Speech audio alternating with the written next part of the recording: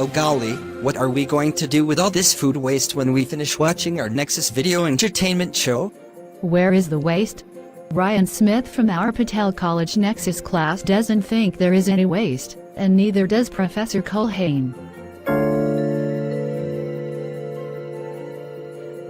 Right, Ryan wrote there's no waste that is not a resource, particularly in a biological system. The few Nexus is, to Ryan, a simplified way of understanding our own biological ecosystem and how we relate towards it. In Cradle to Cradle, which makes for a nice, short audiobook, the main focus is towards a different approach at design, where waste is essentially eliminated. Things are either made to last or are made with the intention of recycling them indefinitely. The author has a stronger grasp of material sciences than I do, and honestly his straightforward manner of listing the various toxins given off by everyday, down-recycled materials kinda freaked Brian out. And me too. The premise of the book, though, is still solid. There should be little to no waste if things are designed properly. Perhaps this is why biodigesters are given so much attention in this course. They are an easy-to-understand technology that intakes waste and produces elements of value from each part of it: water to grow food and energy to cook our food.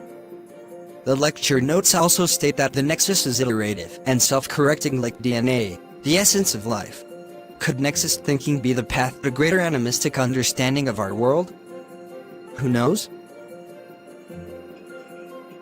Welcome to our Few Nexus class. The lecture script describes Few Nexus thinking as a point of operating in 3 dimensions, but also mentions the more Nexus. It says that the mental ability to visualize in 3D space is also something scuba divers, submarine drivers, airline pilots and astronauts train for. So as an expert-level diver I should take naturally to swimming the Nexus. And from what I learned in my systems thinking and fundamentals of sustainability classes last semester, this is true. I look to imagining a nearly waste-free industrial ecosystem evolving to operate much in the way a coral reef does. Little nutrient energy enters or leaves a reef system, and everything is recycled through multiple trophic levels. To the point that the sand of idealistic Caribbean beaches consists mainly of pert fish poo.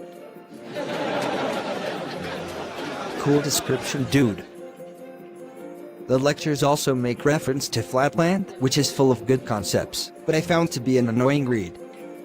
My current audiobook, The Wizard and the Prophet by Charles Mann, introduced me to a different way of envisioning the Nexus in its introduction. Rather than just listing food, water and energy, he added climate change and compared it to Plato's 4 elements. Water is water, fire is energy, earth is food and air is climate change. So now we are thinking in 4D instead of 3D. This also coincides with other cultures like the Native American medicine wheel or the elements of the Wiccan religion.